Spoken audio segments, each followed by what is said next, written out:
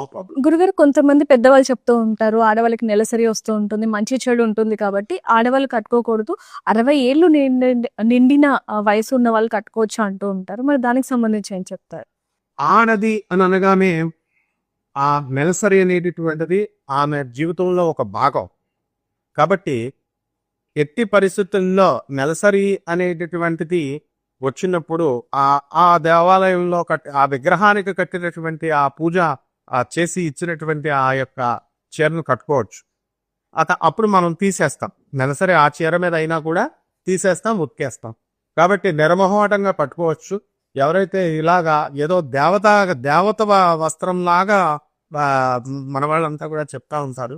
కాబట్టి ఎట్టి పరిస్థితుల్లో ఆడవాళ్ళంతా కూడా 60 సంవత్సరాలు దాటిన వాళ్ళే అవసరం లేదు.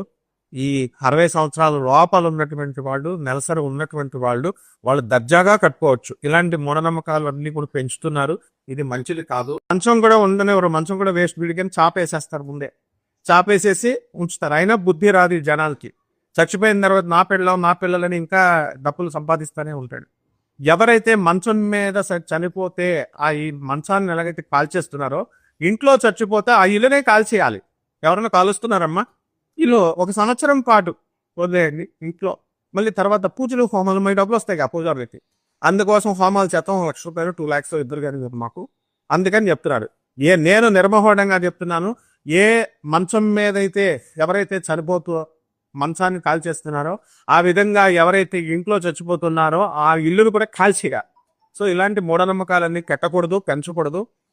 ఎవరైతే ఇంటి యజమాని కష్టపడి పిల్లల్ని తల్లిదండ్రుల్ని పెంచాడో, ఆ ఇల్లు ప్రేమగా పట్టుకున్నాడో, ఆ ఇంట్లోనే అతన్ని చావనివ్వాలి.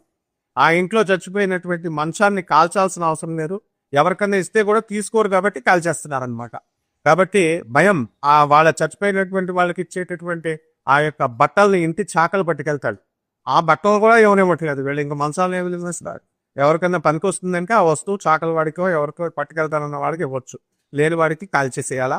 అలాగే ఇల్లును కూడా మనము ఆ ఇంటిని వదిలేసి పేదవాళ్ళని దానం చేస్తే మంచిది. కానీ గురుగారు, భర్త చనిపోయిన తర్వాత కొంతమంది మెట్టెలు, పుస్తుల తాడు అలాగే ఉంచుకుంటూ ఉంటారు, మంగళసూత్రం అలా పెట్టుకోవచ్చు అంటారా?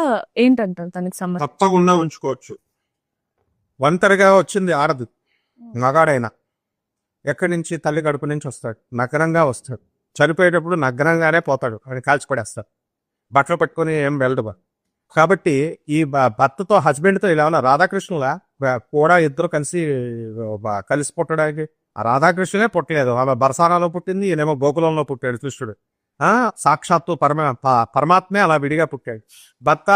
భర్తతో భర్త అనేటటువంటి వాడు స్త్రీకి కుంకుమ ఇవ్వలేదు, స్త్రీకి పసుపు ఇవ్వలేదు. నువ్వు ఆ ఇంట్లో పుట్టావు, ఆడదిగా నువ్వు పుట్టావు, ఆడదిగా నీకు జన్మ హక్కుగా వచ్చింది. నువ్వు కుంకుమ పెట్టుకుంటున్నావు, పసుపు రాసుకుంటున్నావు. నీకు పెళ్లిళ్ళు అనేటటువంటిది మనం విధానంలో కొన్ని విధానాలు పెట్టుకున్నావు. అది పరమేశ్వరుడు ఇచ్చాడు కాబట్టి అందుకని నువ్వు కాలుమట్లు పెట్టుకుంటున్నావు, నువ్వు మంగళసూత్రాలు వేసుకుంటున్నావు. సాక్షాత్తు పార్వతీదేవే గదవ రూపంలో వచ్చింది, అవతారం ఎత్తింది ధూమావతి అమ్మవారు. మరి ధూమావతి అమ్మవారికి పూజ చేసినప్పుడు నువ్వు కాలుమెట్టలు, మంగళసూత్రాలు, పసుపు కుంకుమ ఎందుకు వేస్తున్నారు? వీళ్ళకి అదే తెలీదు. అసలు ధూమావతి అమ్మవారికి పూజ చేస్తే పసుపు కుంకాలు ఇయ్యాలా వేయకూడదో కూడా తెలియదు. మరి ఒక స్త్రీని నువ్వు ఎలా డిక్టేట్ చేస్తావు? కాబట్టి 100% గదవ అనేటటువంటి స్త్రీ భర్త చనిపోయిన తర్వాత బొట్లు ఉంచుకోవచ్చు, మంగళసూత్రాలు ఉంచుకోవచ్చు, మెట్లు ఉంచుకోవచ్చు, కంపల్సరీ ఉంచుకోవచ్చు.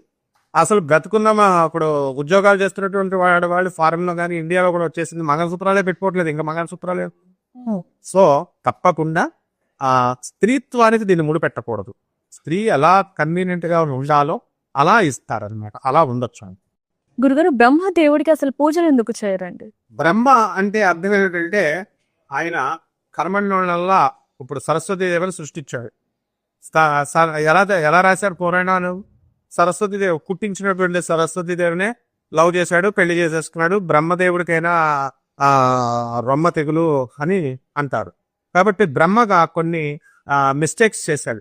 ఎప్పుడైతే నేను విష్ణువు కంటే సుప్రమసీ, నేను విష్ణువు కంటే గొప్పవాడిని అని అనుకోవడము, అహంకరించడము, అబద్ధాలు చెప్పడము, యొక్క శివలింగం యొక్క మొబల్ని నేను చూసేసాను, నేను కనిపెట్టేశానని వచ్చి హంసతో వెళ్ళి అక్కడ అబద్ధాలు చెప్పాడు.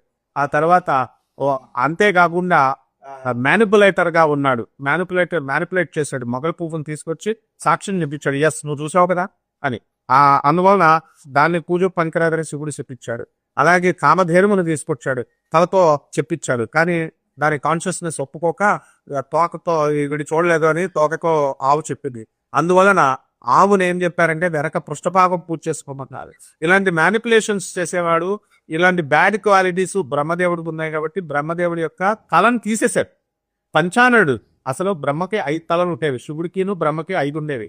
బ్రహ్మకు ఒక తల తీసేసిన తర్వాత అప్పటి నుంచి బ్రహ్మకు బుద్ధి వచ్చి మంచోడు అయిపోయాడు. ఇప్పుడు బ్రహ్మదేవుడు పూజ చేయొచ్చు. అప్పటి నుంచి అందువల్లనే బ్రహ్మదేవుడికి పూజలు అనేటటువంటివి మనకి పురాణాల్లో కథల్లో బ్రహ్మదేవుడు ఏ విధంగా చేసి కొత్త కవిత్వాలు చేసి అబద్ధాలు చెప్పి ఫాల్స్ ప్రెస్టేజ్లకు వెళ్ళి అలాగే తాను క్రియేట్ చేసినటువంటి సరస్వతి దేవిని తాను లవ్ చేసి మ్యారేజ్ చేసుకున్నాడు. ఇలాంటి తప్పులన్నీ చేశాడు. వెరాజ్ లార్డ్ శివ కానీ లార్డ్ విష్ణువు కానీ ఎక్కడ ఒక చిన్న పొరపాటు కూడా చేయలేదు, వాళ్ళు చేయరు. ఇలాంటివి చేస్తే నీ తలకాయన తీసేస్తాము, నీకు మృత్యువు ఇస్తున్నాము అని చెప్పడం. అంతేగాని బ్రహ్మకు పూజలు ఎవరికి కావాలా? ఆయన పసుపు కుంకాలు పూజలు పువ్వులు వేసేస్తే ఏమి శివుడికి ఏమన్నా కిరీటం వస్తుందా, విష్ణువుకి ఏమైనా కిరీటం వస్తుందా? బ్రహ్మదేవుడికి ఎందుకు చేస్తామంటే బ్రహ్మ కపాలంలో చేస్తాం, మోక్ష కపాలం ఉంటుంది. అండ్ రాజస్థాన్ లో కూడా ఉంది పుష్కరిణి అని ఉంది. ఆ పుష్కరిణిలో బ్రహ్మదేవుడి గుడి, సావిత్రిదేవి గుడి ఉంది. ఆమె శారదాదేవి సావిత్రిగా అక్కడికి వచ్చి ఆ కొండపైన వెలిసిందన్నమాట. రామకృష్ణ మహమ్మద్ అయినటువంటి భార్య అయినటువంటి శారదాదేవి ఆ గుడికి వెళ్ళినప్పుడు పల్దీలు పట్టింది. అంటే ఆమె ఆ సావిత్రి సరస్వతి అవతారం.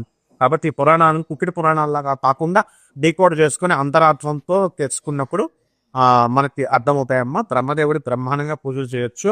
ఆ కథల్లో ఈ బ్యాడ్ క్వాలిటీస్ ఉన్నాయి కాబట్టి చేయకూడదన్నారు. గతంలో రాక్షసులు వీళ్ళంతా కూడా బ్రహ్మదేవుడికే చేసేవారు. శివుడికి బ్రహ్మదేవుడికే కనబడతాయి. ఎక్కువ బ్రహ్మదేవుడే ఫస్ట్ తర్వాత శివుడు.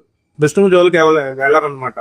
కాబట్టి చేసుకోవచ్చు పూజలు బ్రహ్మ కూడా. గురుగారు మామూలుగా చూసుకుంటే ఇంట్లో ఒకరికొకరికి సంబంధించిన బట్టలు లేకపోతే చెప్పులు వేసుకుంటూ ఉంటారు. ఇంట్లోనే కాకుండా బయట ఫ్రెండ్స్ గానీ అలా కూడా ఒకరికి నచ్చిన బట్టలు ఇంకొకరు వేసుకోవటం, ఒకరు వేసుకున్న బట్టలు వేసుకోవడం ఇలాంటివి చేస్తూ ఉంటాము. అలా చేయొచ్చు అంటారు? ఎందుకు చేయకూడదమ్మా? బ్రహ్మాండంగా చేసుకోవచ్చు. ఆధునిక మోడర్నిటీ వచ్చేసింది. ఇప్పుడు కొన్ని లివింగ్ ఇన్ రిలేషన్స్ అని వచ్చేసినాయి. ముందు పెళ్లిళ్ళే ఉండేది. ఇప్పుడు పెళ్లిళ్ళు లేకుండా హాస్టల్స్ లో లివింగ్ ఇన్ రిలేషన్స్, డేటింగ్లు ఇవన్నీ వచ్చేసింది. అండ్ కొన్ని చోట్ల భార్యల్ని ఎక్స్చేంజ్ చేసుకునే సంస్కృతి కూడా వచ్చేసింది, విషపు సంస్కృతులు. అలాంటి అవి బాటలు అరికట్టలేరు. కానీ ఇంట్లో ఉన్నటువంటి బట్టలు ఒకళ్ళు అన్నా చెల్లెళ్ళు అక్కా చెల్లెళ్ళు ఒకళ్ళొకళ్ళు వేసుకుంటే తప్పే ఉంది. వాళ్ళ చెప్పులు వీళ్ళ చెప్పులు నిర్భయంగా వేసుకోవచ్చు, ఏమీ అభ్యంతరం లేదు. వాళ్ళ దోషాలు వీళ్ళకి వచ్చేయడం, వీళ్ళ దోషాలు వాళ్ళకి వచ్చేయడం ఇలాంటిది ఏమీ జరగవు. అంతేకాదు మా బయట వాళ్ళకు కూడా ఫ్రెండ్స్ ఇప్పుడు చిన్నప్పుడు మంగళసూత్రాలు లేని పేదవాళ్ళు ఉంటారు పాప, బంగారం చేసుకున్న వాళ్ళు పక్కింటి వాళ్ళని అడుగుతారు, వదిన ఒకసారి మంగళసూత్రాలు ఇవ్వు నేను తీసుకెళ్తాను. మా అమ్మగారిని అలాగే అడిగేవారు. పక్కన వాళ్ళు ఇచ్చేవారు. ఇస్తే వాళ్ళు అప్పట్లో నిజాయితీ ఉండేది కాబట్టి చిన్నతో కూడా కటింగ్ చేసేసుకోకుండా పట్టుకొచ్చి ఇచ్చేవారు. ఇప్పుడు వాళ్ళకి ఎవరిని ఇస్తే అసలు ఇంకా ఆ బంగారం ఎప్పుడు ఇచ్చావని అడుగుతారు, లేదా మొక్కలు కట్టేసి పడేస్తారు, ఇస్తారు. కాబట్టి అందుకని ఇవ్వద్దు అంటారు. ఎక్కడైతే అలాగే కనకదుర్గమ్మ, కృష్ణవీరమ్మ తల్లి, అక్కా చెల్లెలు, పెద్దవాడు కనకదుర్గమ్మ, ముక్కుపుడకని నీకు ఒకసారి ఇవ్వు అని అడిగింది కనకదుర్గమ్మ. కృష్ణవీరమ్మ తల్లి ఇస్తే ఈ ముక్కుపుడక బాగుంది, ఇంక నేను నీకు ఎవరైనా జాతీయం చేసేసింది. కాబట్టి కనకదుర్గమ్మ తల్లి చెల్లెల దగ్గర దొప్పేసింది. అంటే గురుగారు మామూలుగా చూసుకుంటే కొంతమంది గురువులు కూడా అంటూ ఉంటారు, కొంతమంది చోట్ల వింటూ ఉంటాం మనం, ఒకరు వాడిన వస్తువులు కానీ లేకపోతే ఒకరు వేసుకున్న చెప్పులు వేసుకుంటే వాళ్ళ దరిద్రం మనకు వస్తుంది అంటూ ఉంటారు. సో దానికి సంబంధించి చెప్పిన వాళ్ళంతా గురువులు కాదు, వీళ్ళంతా దరిద్రులే. ఎందుకంటే ఎట్టి పరిస్థితుల్లో ఇలా ఎక్స్చేంజ్ ఆఫ్ కరెన్సీ, వీడు ఒకటి డబ్బులు ఒకటి చోటకి వెళ్ళదా, వీడి దరిద్రం వాడికి వచ్చేసి అనుకుంటే డబ్బులు అయితే మాత్రం రావా ఉంటే ఉంటారు. గురువులకు పూజలు చేసినప్పుడు మనం డబ్బులు ఇస్తాం 10 మంది దగ్గర. What is called as currency? Flow అయితేనే కరెన్సీ. కాగితాలకు రావు అనమాట. మనం ఇచ్చే డబ్బులు మాత్రం తీసుకుంటాడు. బట్టలు మాత్రం కొత్త బట్టలు పెడితే తీసుకుంటాడు. మళ్ళీ పట్టు చీరలు ఇవి అడిగి తీసుకుంటారు ఈ సిగ్గులేరు గురువు. కాబట్టి they are not considered as gurus. Jagadguru Adi Shankaracharya ఎక్కడా చెప్పలేదు, స్వామి వివేకానంద ఎక్కడా చెప్పలేదు. ఇట్లాంటి పనికిమాలినటువంటి ఇలాంటి విషయాలన్నీ కూడా మనము దాత్మా మూఢనంతాలు తెచ్చకూడదు. జనంలో హ్యాపీగా తీసుకోవచ్చు, బట్టలు ఒకళ్ళొకళ్ళు వేసుకోవచ్చు, ఒకళ్ళొకళ్ళు. ఇది ఎక్స్చేంజ్ ఆఫ్ లవ్ అన్నమాట. ఒక చెల్లి తన సిస్టర్కి ఇస్తుంది, తన అక్కకి ఇస్తుంది, ఎంతో ప్రేమతో వేసుకుంటుంది, మురిసిపోతారు వాళ్ళు. ఆ ప్రేమలో గొప్పతనం వస్తుంది, బాండేజ్ ఇంకా పెరుగుతుంది. నీ బట్టలు వాళ్ళు వేసుకున్నారు, వాళ్ళ బట్టలు నువ్వు వేసుకున్నావు, వాళ్ళ చెప్పులు నువ్వు వేసుకున్నావు అని. అంతేగాని ఇటువంటి వాళ్ళంతా కూడా ఈ యొక్క అసలైన శాస్త్రం చెప్పరు. మూఢనమ్మకాలు తెచ్చిపెట్టే